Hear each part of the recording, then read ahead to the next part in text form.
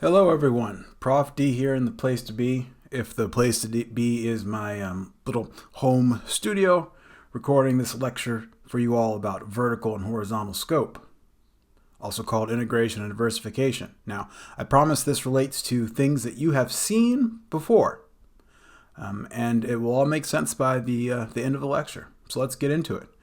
As always, the trail ahead involves a bit of review, all right, scope, and we're going to have in part two, a little mini case, case of two companies you definitely heard of.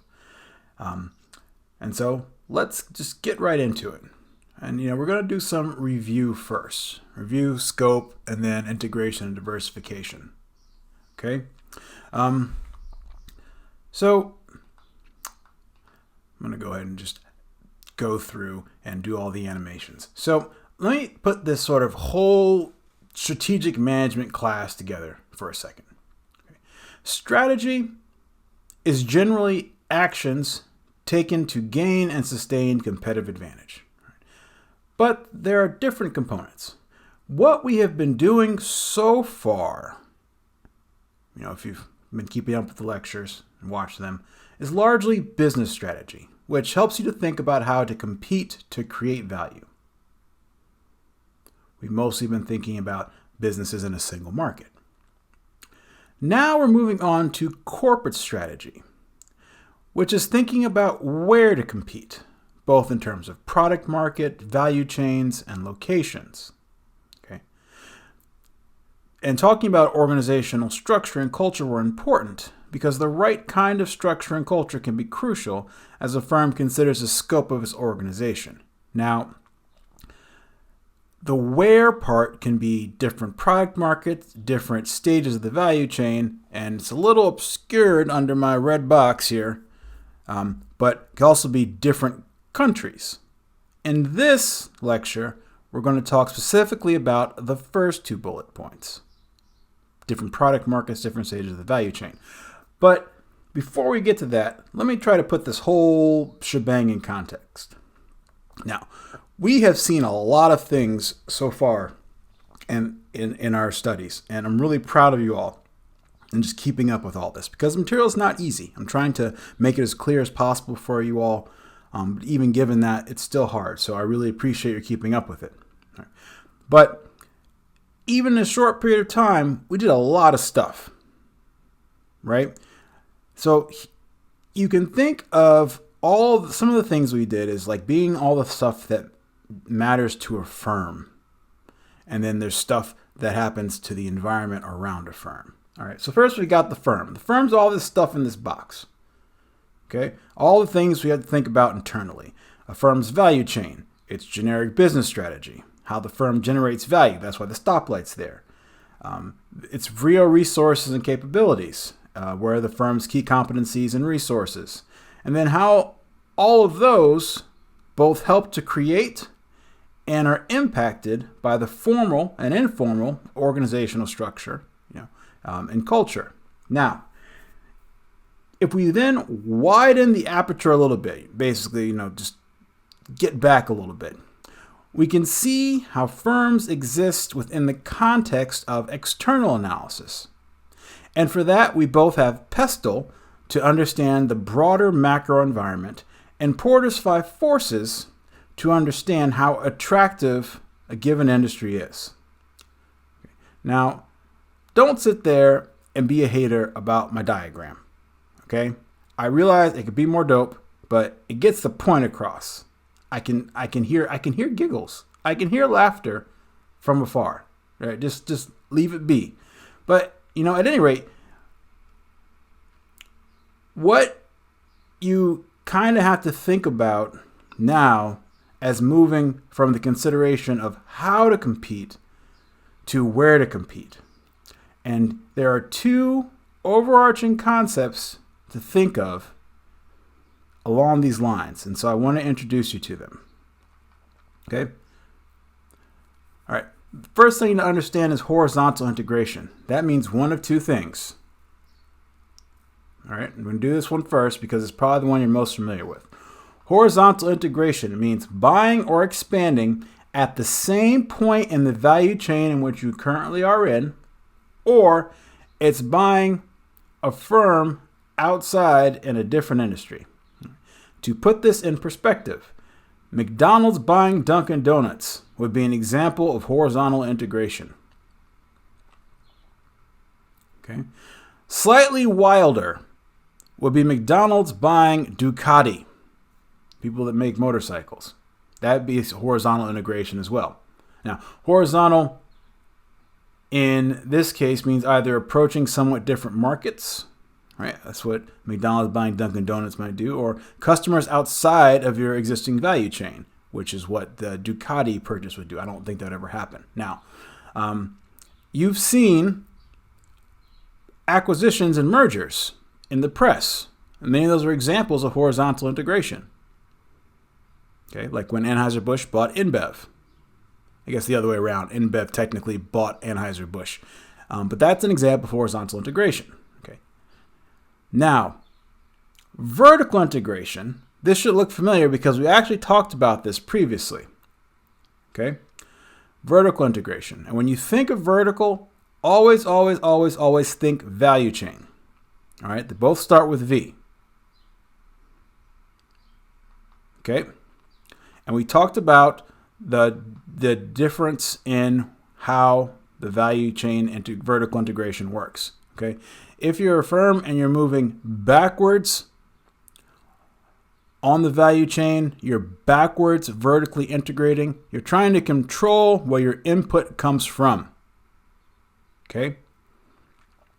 That would be like McDonald's buying a potato farm. Okay. They're integrating backwards along the value chain. On the other hand, forward along the value chain. Okay, that means you're trying to control where the output goes. An example of that would be McDonald's buying a delivery service. Right, they're trying to control basically the last mile of getting food to people. That would technically be a forward integration, forward along the value chain. All right, and always just think vertical equals value chain. All right, now some of you are saying, why is this cat saying vertical when those arrows are clearly horizontal? And that's fair. So I'm just going to flip these around. Okay. One of the things to consider in terms of where you're going to compete is that you can try to compete in different parts of a value chain. Just keep in mind that for every output of one company's value chain, it can be an input into someone else's. Okay. If you are a food distributor, like UNFI, who is a food distributor, which they'll come up again later on. They're a food distributor. If you're a food distributor, you can think of yourself as sitting in the middle link of this value chain. As a food distributor, if you wanted to forward vertically integrate, you would either make, or buy a grocery store. That is the next step of the value chain. Okay. To backwards integrate, you would either make or buy a farm, as that is one of the previous steps on the value chain. Okay, so again, when you hear vertical, think value chain. Okay, and to bring this all back, this is the OG diagram from very early on in our lectures. Okay, we talked about how we compete, and now we're doing where we compete. This is corporate strategy, horizontal, vertical, and global scope. Now, the question is how you determine optimal firm scope. We're getting more specific, all right? And a way to talk about corporate strategy is to talk about the scope of the firm, right? The full scope of where the firm is going to operate. Now, to figure out what determines how far each company will go in terms of horizontal, vertical, or global integration, it has to do with three things, okay? Horizontal integration, the level of it that's done, is determined by resource relatedness, which is just a question of how similar resources are between two companies and the different ways they can be deployed. All right. Vertical integration. The extent to which an organization vertically integrates depends on transaction costs, which are exactly what they sound like. They are the costs of doing a transaction, but they mean something very specific that I will get into.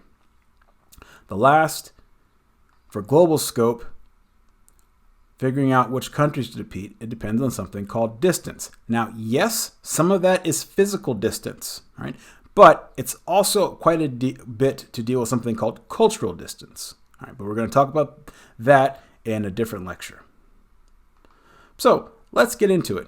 Now, when I said resource relatedness, that should have sent your spidey senses tingling, okay? And Rio should have popped into your head, because the kind of resources the firm has determines what kind of horizontal integration it can do.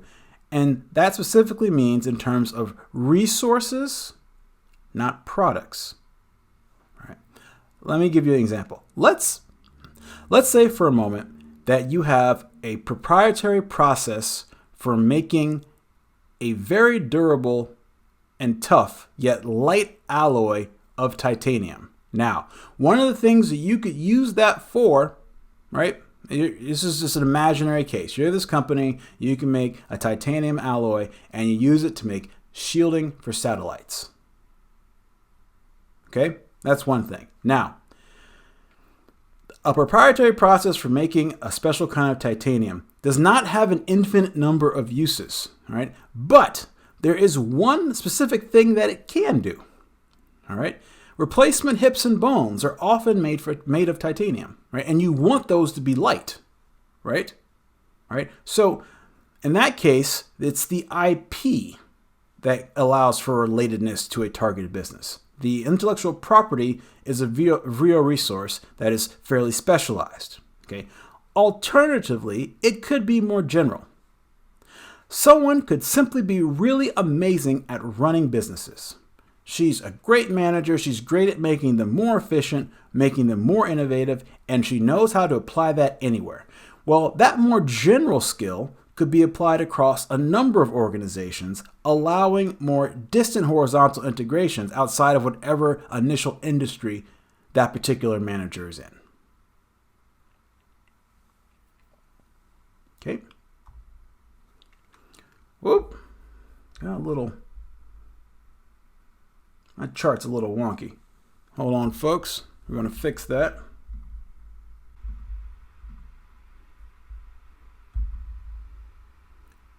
All right, back in business. Now, the level of horizontal integration that you can engage in exists in a range.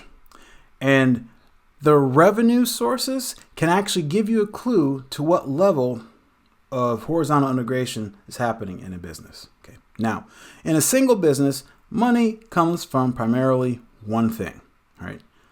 For example, for Coke, that's really just water or water with sugar in it, okay?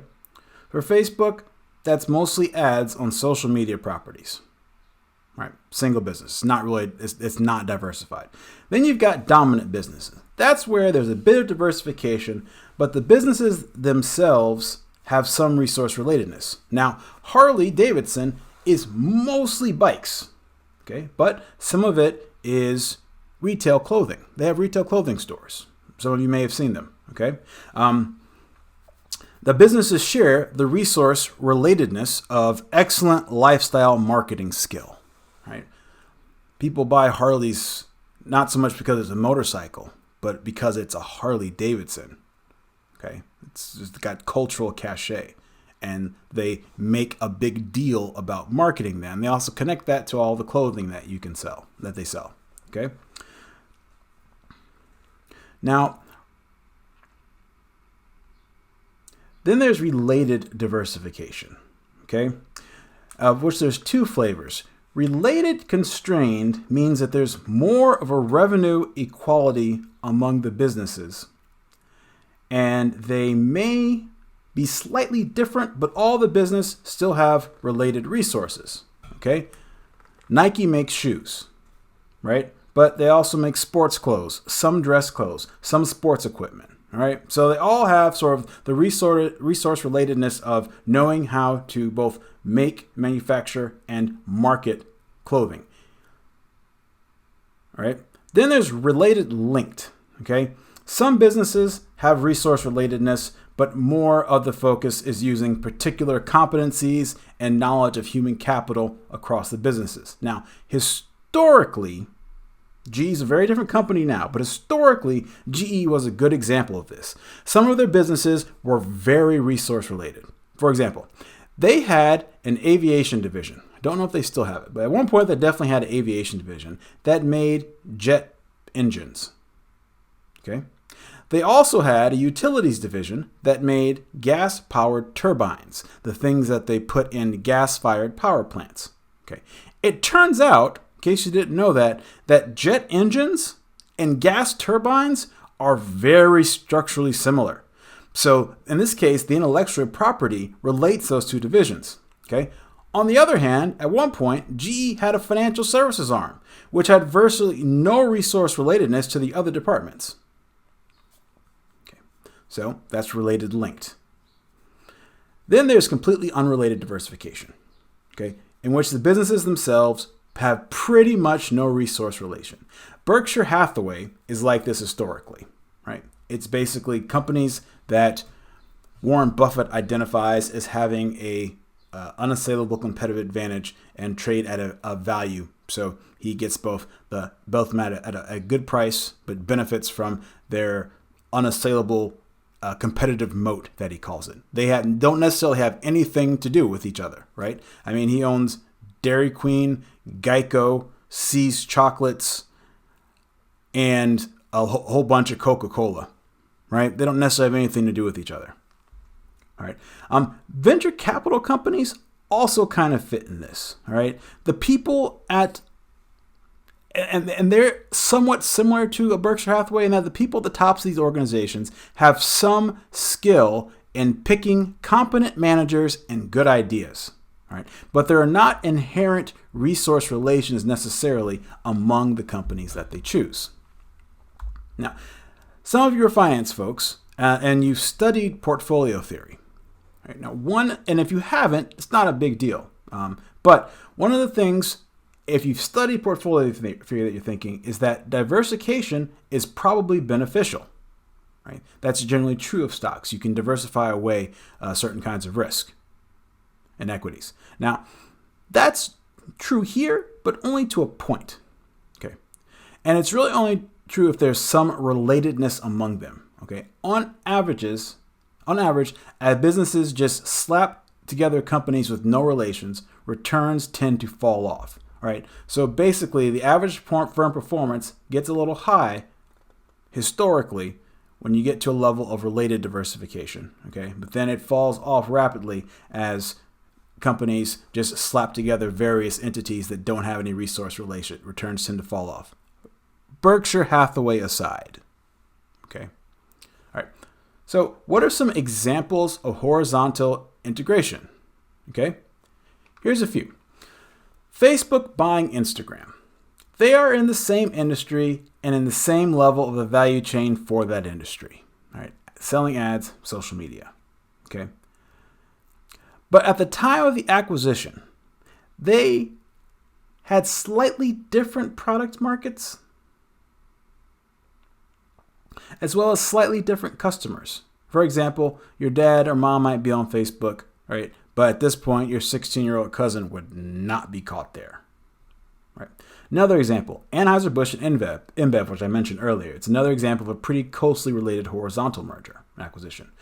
Gillette and Procter & Gamble is a little further afield, but they were in the business of making hygiene products. So on this integration, they could get some benefits from scope economies and that the R&D costs for hygiene products, trying to add yet another blade to a razor, those R&D costs could be distributed over a larger number of products. That's what scale economies involves.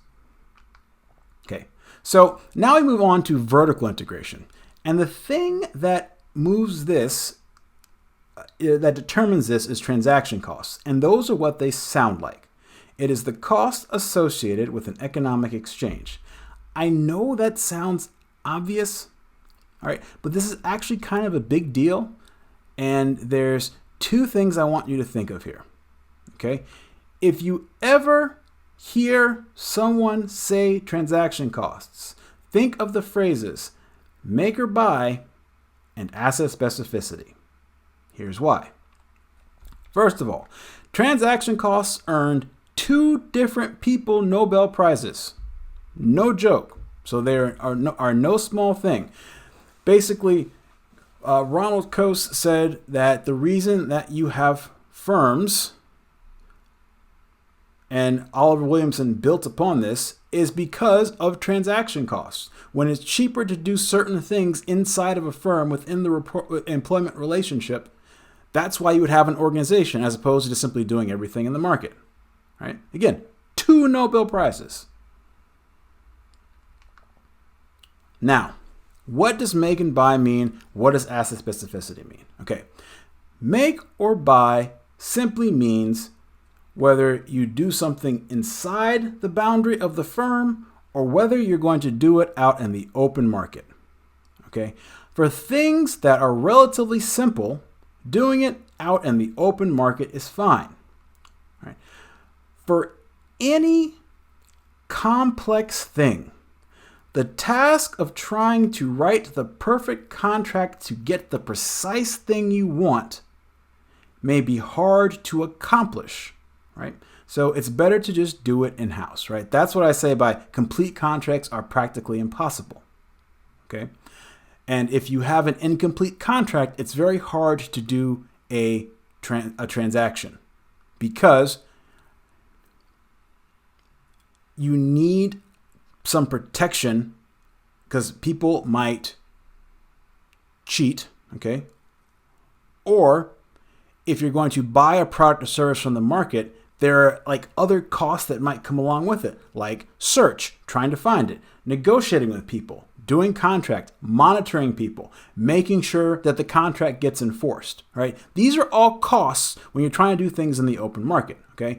You can sidestep some of those by doing certain things within the boundary of the firm, because then basically you can use the employment relationship as a means of enforcing the things you need to get done.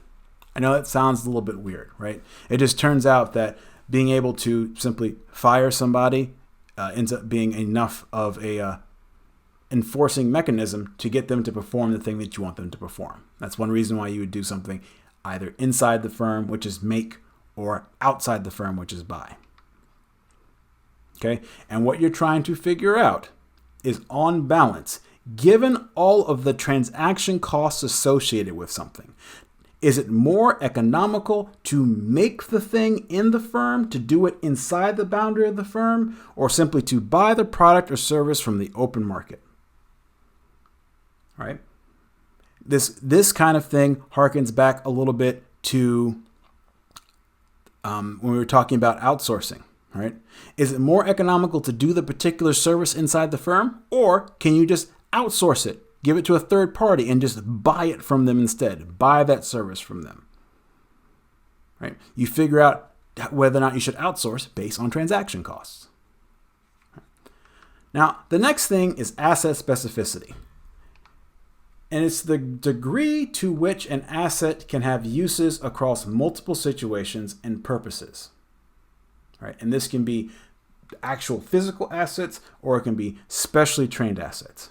Right? Now, if there is no next best, how to put this?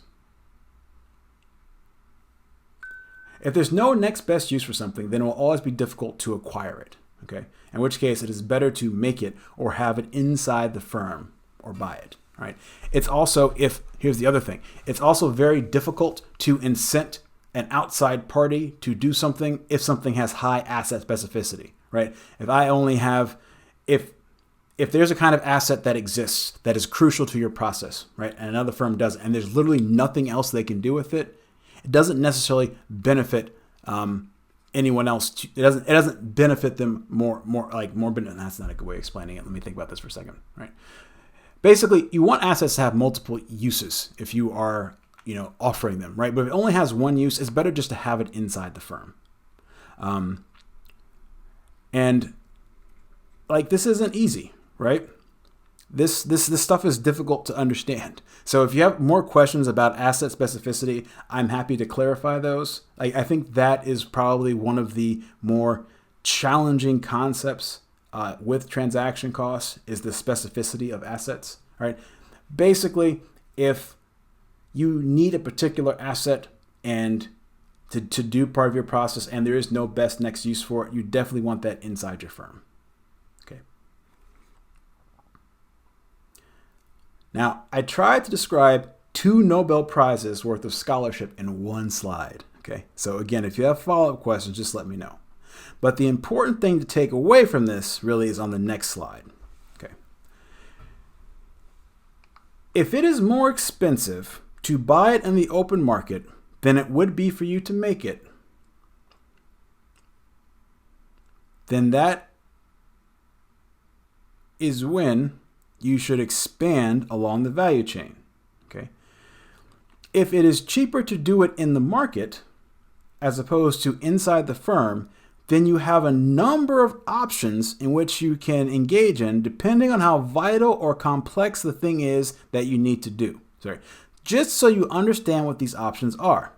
A parent-subsidiary relationship is when a parent company creates a separate subsidiary to make the product or do the service that the parent needs. Okay. And the subsidiary is owned by the parent but is a legally separate entity for liability purposes. Okay. Then there are joint ventures in which 2 or more companies own equal shares in a third company that produces the product or service. Okay. Equity alliances are when, in addition to a contract, one company buys a non-controlling equity stake in the company to demonstrate that they are committed to the relationships. Right.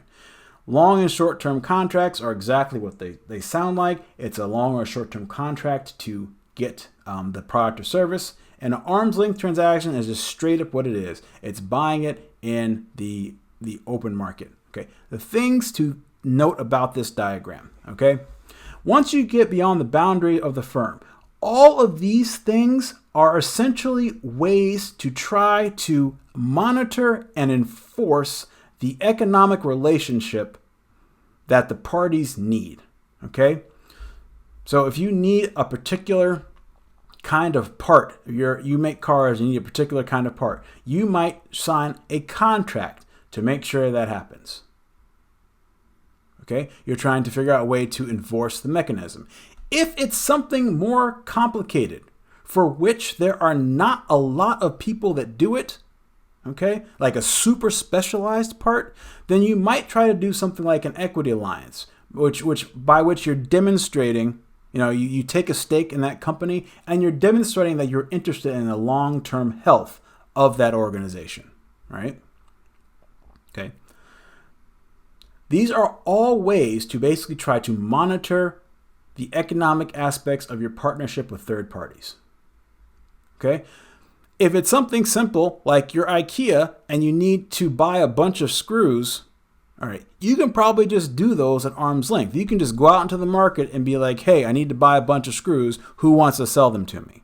You don't necessarily need to monitor that economic exchange.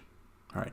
But as you get further this way on this arrow, you're basically saying that part of your process involves doing something that's fairly complicated and it's difficult to monitor all of the costs associated with that economic exchange to the point where you just decide to do it in-house.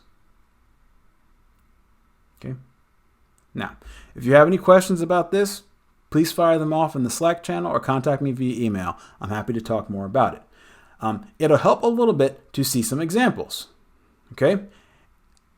Apple is quite an example of a vertical integrator, as it has gone both directions on the supply chain. Okay, it moved backwards on the value chain when it acquired Dialog Semiconductor. Okay, these are a firm that makes chips and other key inputs to the iPhone. Right, so now Apple can make its own silicon. All right, Apple also moved forward on the value chain when it created the Apple Store. Right, because Apple's controlling where some of its product goes. Now, you can still go into other stores and buy Apple products. You can buy Apple products on Amazon. But Apple has created a dedicated place where you can buy its products, right? That's an example of forward vertical integration.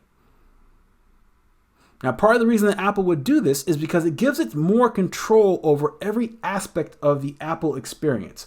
both in terms of making it easier to write software and to control the overall quality of some of the internals associated with its computers, okay? But also to control the quality of the customer experience, right? That's one reason that you vertically integrate, right? Apple basically said to itself, some of the costs of doing business with third parties is not in the direct costs of the materials themselves or delivering the goods to people, but it's in ensuring the overall quality of their customer relationship with Apple. Right? That is expensive. And they figured that by moving forward and backwards along the value chain, they could have better control over that experience. Okay?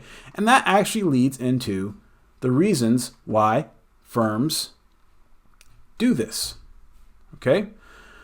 I've spent a lot of this lecture talking about how to determine what level of horizontal or vertical integration makes sense. Right? But I have not yet talked about all the reasons for doing so. Now, for horizontal integration, it is all about diversification. Horizontal integration can give you access to new products. Horizontal integration can give you access to new customers. All right? And for you finance heads, right, it can expose you to different sources of risk, and hopefully some of those sources of risk are non-correlated. Right? Now, vertical integration can mean a number of things. Okay? You integrate to control risk. All right? The market's too risky, and integrating helps control that. Maybe one of your key suppliers is not a stable producer, and they make a key input to your business. Well, you could buy them to stabilize that source of risk. Or, in the case of Apple, it is integrating along its value chain to control risk. But in this case, it's the risk of having a bad customer experience. Okay? If you're in adjacent stages of the value chain, you can have more market power. So maybe you're in an industry that has really high supplier power. Well, one way that you could mitigate that is to buy a supplier, right? And that would lower the overall supplier power in the industry. Next, you may have created a product that no one quite knows how to sell, or that you don't know that anyone wants to sell. So you may have to open your own retail stores in order to make it possible. Okay? Maybe the market is declining and others are pulling out of adjacent stages. All right?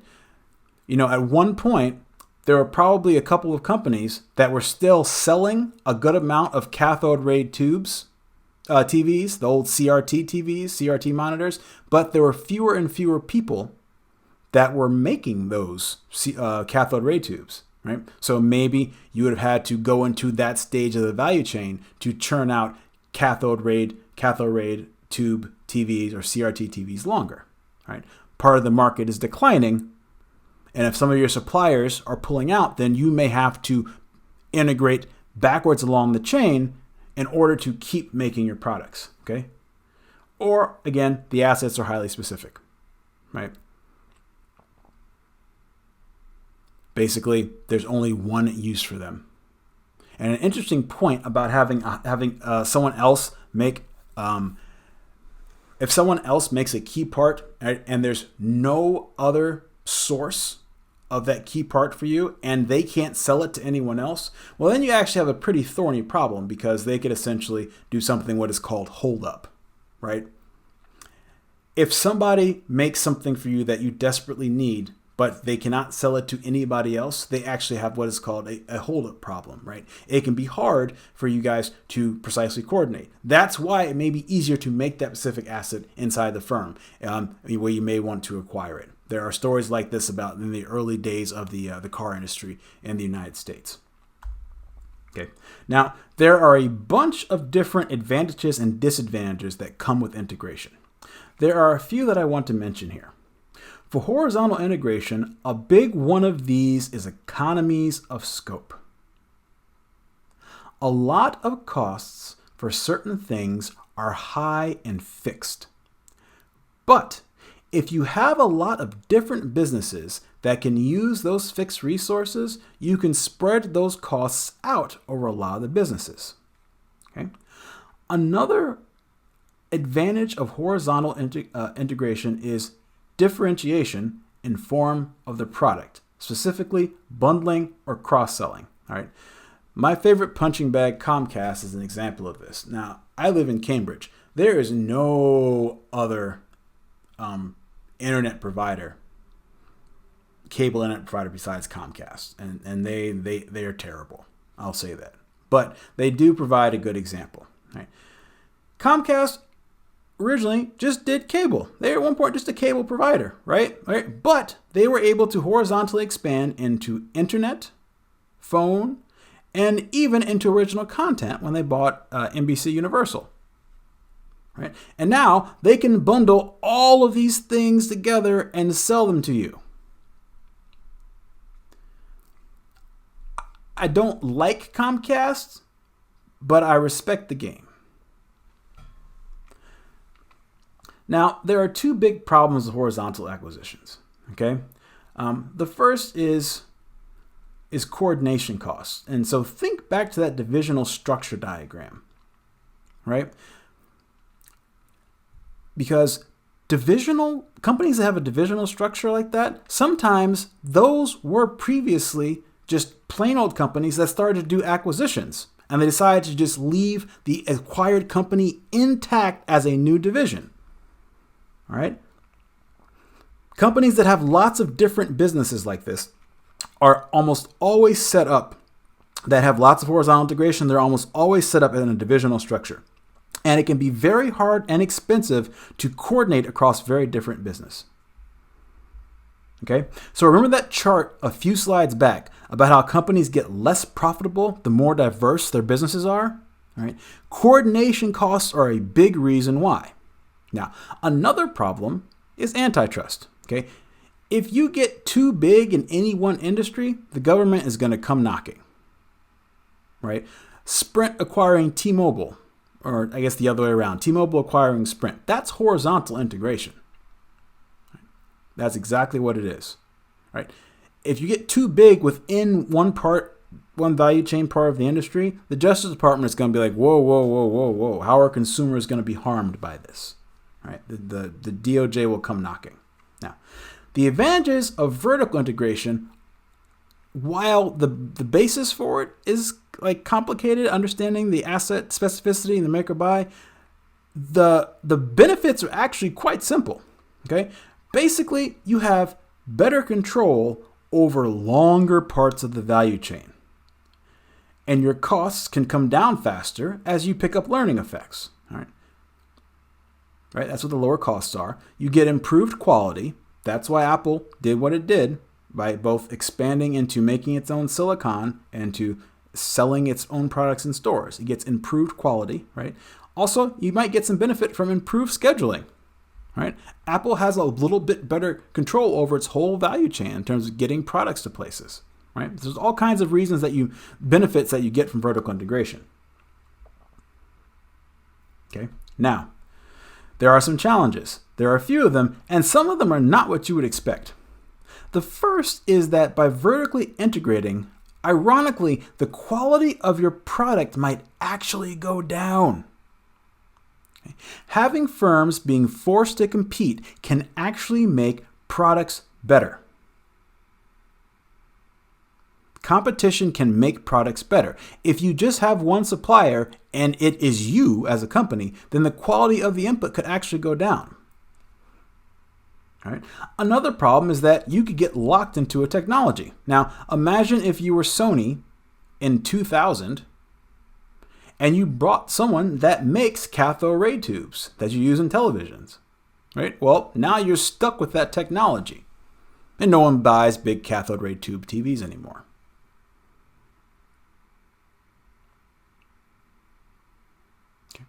Now, there can be other things like increased costs, just like in horizontal integration. You get increased costs, administrative costs, and no competition, as I mentioned, increased costs. There can also be legal repercussions. Basically, if there is any kind of potential for consumer harm in any kind of acquisition, as calculated by the DOJ and the FTC, it could be a problem for that merger acquisition. And again, customer preferences can change. Right? Again, people just have different tastes for stuff. Right? So that's actually tied with being locked into technological change. Right? Customers may prefer a different technology. They may prefer a different food. Customers' tastes change. Right? So if you get too vertically integrated along your value chain, it's hard to be flexible. It's hard to make changes in order to do certain things, in order to adapt. Okay. So now we talked about how to determine. Now we talked about how to determine the scope of the organization. We have to think about something unique, okay, and that is being organized to exploit at the corporate level. And part of that comes down to organizational structure. Can you find the right structure that allows people to focus on the company's particular needs given the optimal scope of the organization? Okay. Is that a functional or divisional structure? Is it a matrix structure? Okay. That can help with controlling and coordinating.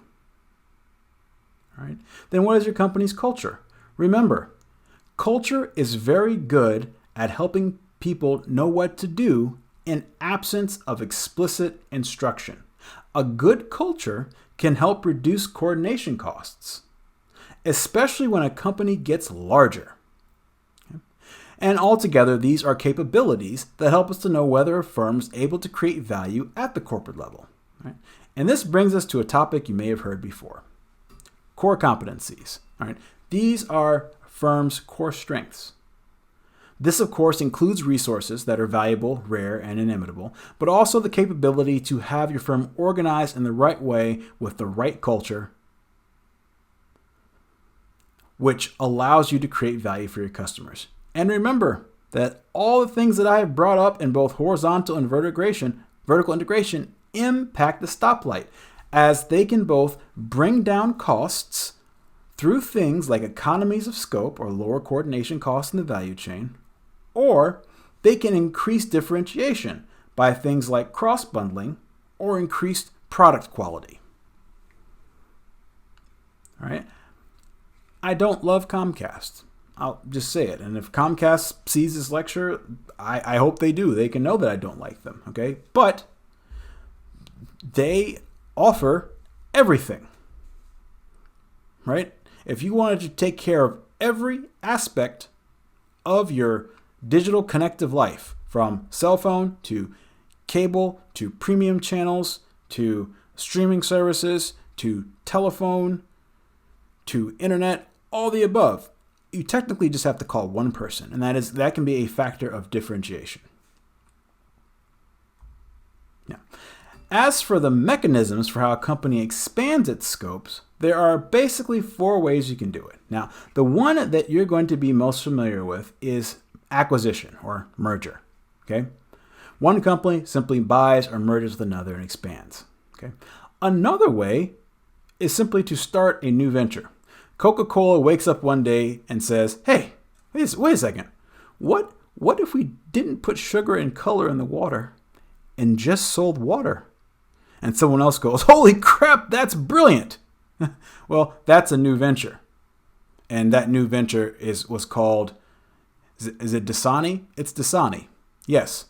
That's basically Coca-Cola being like, just take the water, not add the color and the sugar, and boom, we got a new product. That's a new venture, new product line, new revenue.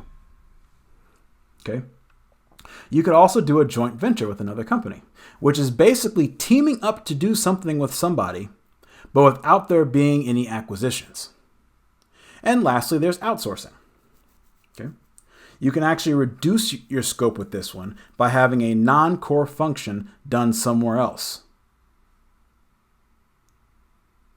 Okay? So here are various things. All right? This is a pretty comprehensive chart that shows some of the challenges and advantages of various strategies for expanding corporate scope. Okay? Now, let me give you a little hint.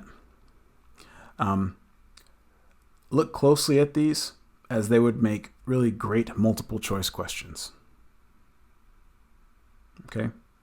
Just throwing that hint out there. Okay. But here's the key takeaway. If you have done all of these right, and the combinations create more value together than they would apart, This is what synergy is.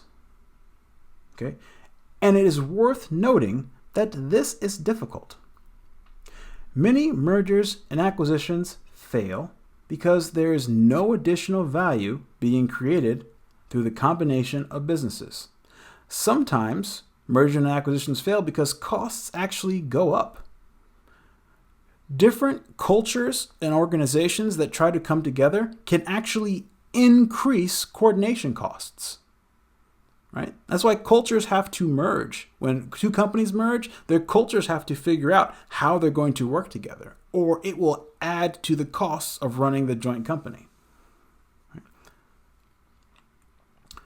But knowing the different ways that vertical and horizontal integration can potentially create value and where it can go wrong can start to give you some sort of map for how to think about integration and diversification as a way to create value if you're ever a manager in the future.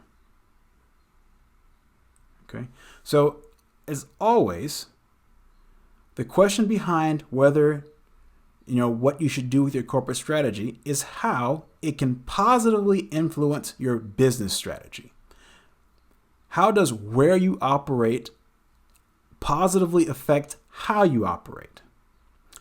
And those things together should help in your pursuit to gain and sustain a competitive advantage. Here are the key takeaways. I won't read these out loud because you can do that. Think of these more as a checklist of things to pull out of this lecture. All right? You can spend a little less time on the organizing decisions. All right? But the things you want to know is know the definition of corporate strategy. I lied. I am going to read them. Know the definition of corporate strategy and how it differs from business strategy. Know and understand horizontal and vertical integration. Know and understand additional aspects of integration. Okay. You want to know the technical definition of synergy, and you want to know how core competencies connect to scope. All right. I'm less concerned about coordination mechanisms and control mechanisms. Those are in the reading, so check them out. But if you don't get those in as much detail, you'll be okay. All right. Thank you so much, and I'll see you in part 2 for our mini case.